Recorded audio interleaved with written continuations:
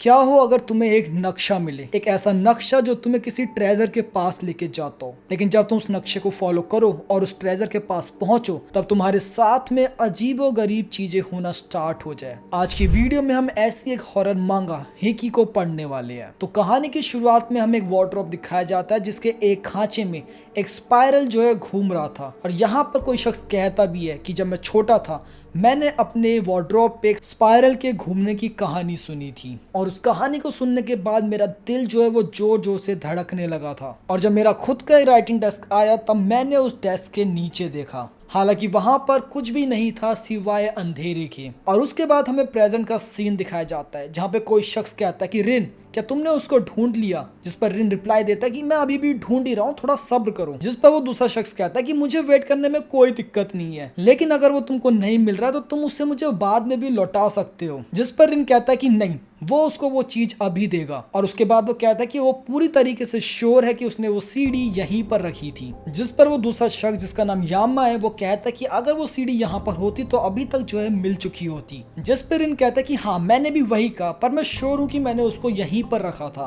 और फिर यामा कहता है तो एक काम करते हैं, हम उस सीडी को ना खुद ही बाहर आने देते हैं। जिस पर रिन दोबारा से कहता है कि नहीं, वो बहुत देर से उस सीडी को ढूंढ रहा है और अब वो उसको ढूंढ कर ही मानेगा, नहीं तो उसको गुस्सा आ जाएगा। जिस पर यामा खुद आके उस सीडी को ढूंढना जो है स्टार्ट कर देता है। वो कहता है कि जब तुम चीजों को सही से नहीं रखते हो तो एक पॉसिबिलिटी होती है कि वो और अंदर चले जाती है। और जब वो उस सीडी को ऐसे ही ढूंढ रहा होता है तब उसके हाथ में एक पेपर आता है, जिसको देख के रिन कहता है एक पेपर? नहीं, उसे उसकी जरूरत नहीं है। और जब वो दोनों उस पेपर को खोलते हैं तो उसके अंदर एक नक्शा होता है जो किसी बच्चे ने बनाया होता है। और इस मैप को देख के रिन जो है पूरी तरीके से एक्साइटेड हो जाता है और यामा से कहता है कि चलो चलते हैं, हम इस लोकेशन को ढूंढते हैं। और रास्ते में यामा जो है रिन से पूछता है कि क्या उस लोकेशन में कुछ है, जिस पे रिन उसको बताता है कि उसको इस ड्राइंग के बारे में कुछ भी नहीं पता और ना ही उसको ये पता कि आखिर इसको किसने ड्रॉ किया है। लेकिन अगर उनके पास से पेपर है तो डेफिनेटली वहां पे कुछ तो होने ही वाला है। और फिर सेम सवाल जो है रिन यामा से पूछता है कि क्या उसको इस मैप के बारे में कुछ पता है, जिस पे यामा उसको जवाब देता है कि उसके हिसाब से शायद मैप जो है रिन ने ही बनाया है। जिस पे रिन कहता है कि उसको इस बारे में कुछ भी याद नहीं है और वो तो ये तक भूल चुका है कि आखिर उनको जाना कहाँ है। और उसके बाद रिन जो है यामा से पूछता है कि क्या उसको याद है कि जब वो एलिमेंट्री स्कूल में थे उन्होंने एक कंटेनर को पूरा का पूरा मेढक के अंडों से भर दिया था। और यहाँ पे यामा को भी ये बात जो है बिल्कुल भी याद नहीं होती है। जिस पे रिन कहता है कि उन्होंने वो अंडे एक स्मॉल फील्ड से लिए थे और अभी तक उसको भी ये बात याद नहीं थी, लेकिन अचानक से अभी याद आ चुकी है क्योंकि पिछले हफ्ते उसने अपने डाइनिंग टेबल में एक बोतल देखी थी जो मछली के अंडों से भरी हुई थी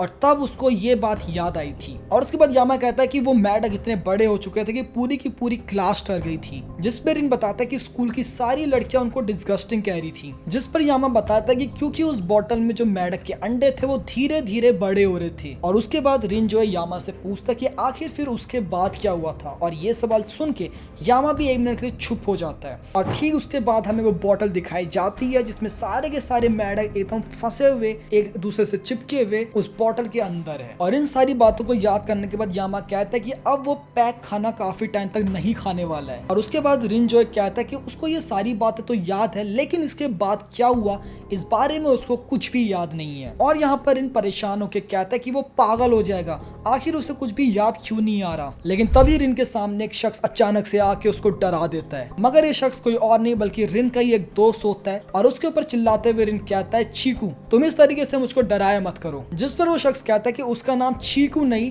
डाइचिकुरा है, तो वो उसको डाइचिकुरा कहकर ही पुकारे। और वो शख्स रिन से पूछता है कि आखिर वो यहाँ पे क्या कर रहे हैं, क्योंकि उसके आगे उसकी फैमिली की जगह है। और इसके बाद जब रिन और यामा सामने देखते हैं तो आगे जाने का रास्ता जो है वो बंद होता है। जिस पर रिन जो है चीकू से मदद मांगता है कि अगर ये उसका घर है तो प्लीज वो इस गेट को खोल दे ताकि वो आगे जा सके। और ये बात सुनकर चीकू एकदम से चुप हो जाता है। और यहाँ पे यामा समझ जाता है कि ये उसकी फैमिली की जगह नहीं है, बल्कि यहाँ पे इस दरवाजे को, इन बार्स को इसलिए लगाया गया है ताकि लोग माउंटेन में जाके वहाँ पे कूड़ा ना फैलाए। और ये सुनने के बाद रिन यामा से कहता है कि छोड़ो इसको, हम दोनों चलते हैं। जिस पर यामा उसी से पूछता है कि आखिर तुम इस दरवाजे को कैसे पार करने वाले हो। और अभी वो तीनों ये सब सोच ही रहे होते कि तभी एक लड़की जोर से रिन का नाम चिल्लाती है। और ये आवाज सुनते ही रिन पूरी तरीके से डर जाता है। और वो लड़की वहां पे आते ही रिन के ऊपर चिल्लाना स्टार्ट कर देती है कि आखिर तुम लोग यहाँ पे कर क्या रहे हो, तुम्हें पता है ना इसके आगे जाना अलाउड नहीं है। और हमें पता चलता है कि इस लेडी का जो नाम है वो है हिमिको। और उसके बाद हिमिको जो है यामा को डांटना स्टार्ट कर देती है कि तुम रिन के कहने से यहाँ पे आए हो और कभी कभी ऐसा होता है जब तुम्हें मना करना चाहिए लोगों को। और यहाँ पर रिन जो जो है अपने मन में सोच रहा होता है कि शिट यार, चिकन वुमन ने हमको ढूंढ लिया। और इसके बाद भी हिमिको लगातार यामा को डांटते रहते कि आखिर तुमसे कभी ना क्यों नहीं होती। और इस पर यामा हिमिको को जवाब देता है कि क्योंकि वो खुद भी वहां जाना चाहता है। जिसके बाद हिमिको जो है रिन को डांटना स्टार्ट कर देती कि आखिर तुम वहां पे क्या शरारत करने जा रहे हो। जिस पे रिन हिमिको को गुस्से से कहते कि वो वहां पे कोई भी शरारत करने नहीं जा रहा है। और उसके बाद रिन जो है हिमिको को वो ट्रेजर मैप दिखाता है, जिसको देखकर हिमिको कहती है कि ये ट्रेजर मैप से ज्यादा एक बच्चे की ड्राइंग लग रही है। जिस पर रिन कहता है कि हाँ 80% ये एक बच्चे की ड्राइंग है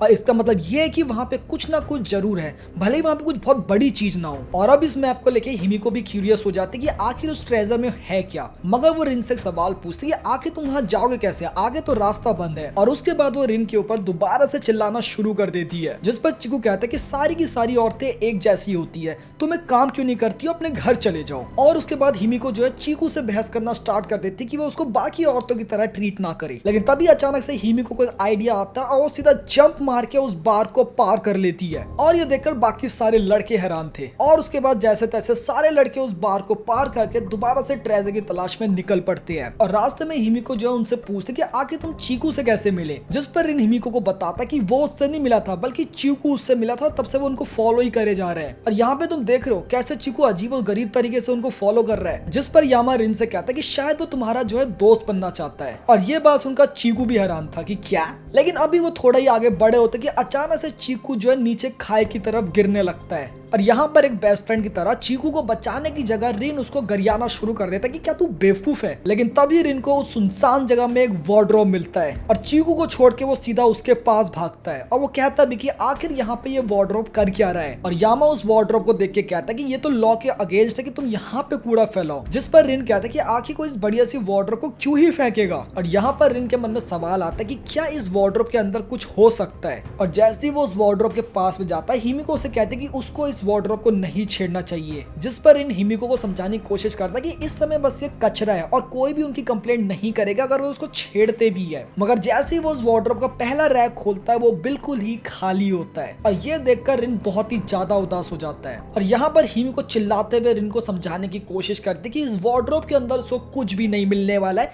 क्योंकि जब लोग ऐसी चीज को बाहर फेंकते हैं तो वो यूजुअली उसे खाली कर देती है। मगर यहाँ पर रिन कहते हैं कि क्या पता वो कुछ भूल गए हो जैसे मैं भूल जाता हूँ, और अगर उसको इस वार्डरोब के अंदर कुछ पैसे मिल जाए तो क्या ही बात होगी। और उसके बाद वो दूसरा रैक खोल के उसकी भी तलाश जो है स्टार्ट कर देता है। मगर यहाँ पर भी वो रैक बिल्कुल ही खाली होता है। लेकिन जैसे ही वो उस रैक के एंड में आता है उससे अपने हाथ में कुछ फील होता है और हमें दिखाया जाता है कि लास्ट वाले रैक के अंदर एक औरत का सर होता है। और यहाँ पर रिन उसको छूकर ये सोच रहा होता है कि आखिर ये क्या है। और उस सर को पकड़ने के लिए रिन अपना हाथ उस रैक के और अंदर डालता है, ये बात जाने बिना कि वो एक जिंदा सर है, क्योंकि लिटरली वो सर रिन के हाथ को देख के हंस रहा होता है। लेकिन तभी अचानक से हिमिको अपना हाथ उस रैक से बाहर निकालता है, जिसपे हिमिको उसे पूछती है कि आखिर क्या हुआ। जिस पर रिन बताता है कि इस ड्रॉर ने उसके हाथ को ब्लॉक किया। जिस पर यामा रिन से पूछता है कि आखिर ड्रॉर में उसने क्या फील किया था। लेकिन तभी हिमिको हैरानी से रिन को उसका हाथ देखने के लिए कहती है। और जब रिन अपना हाथ देखता है तो उसमें बहुत सारे बाल उलझे होते हैं। और जल्दी से रिन उन बालों से घिन करते हुए उन्हें नीचे फेंकना स्टार्ट कर देता है। और वो कहता है कि एटलीस्ट अपनी चीजें फेंकने से पहले लोगों से साफ करना चाहिए। और अब यहाँ पे हिमिको जो है वो घबराने लगती है और हिमिको को रोकने की कोशिश करती है। जिस पर रिन हिमिको से कहता है कि तुम इतनी टेंशन क्यों ले रही हो, ये सिर्फ कचरा है। और उसके बाद रिन जो है ये कहते हुए कि आखिरी ड्रॉर जो है अभी भी बच गया, उसे खोलने की कोशिश करता है। मगर समहाउ वो उस रैक को नहीं खोल पा रहा था, मानो उसको किसी ने ब्लॉक कर रखा हो। मगर तभी यामा कहता है कि शायद बारिश होने वाली है। और अब हिमिको भी रिन को रुकने के लिए कहती है। मगर क्योंकि रिन जो एक बहुत ही जिद्दी लड़का है वो अभी भी उस ड्रॉर को खोलने की कोशिश कर रहा होता है और उनको कुछ देर रुकने के लिए कहता है। और समहाउ वो उस रैक को खोल भी देता है। और जैसे वो उस रैक को खोलता है उसे पास की कुछ मेमोरीज याद आने लग जाती है। मोस्ट प्रोबेबली वो रिन की और हिमिको की ही कुछ मेमोरीज है। और वो वहीं पर एकदम चुपचाप से बैठ जाता है। जिसके बाद हिमिको उसके पास जाती है और पूछती है कि तुम कैसा फील कर रहे हो,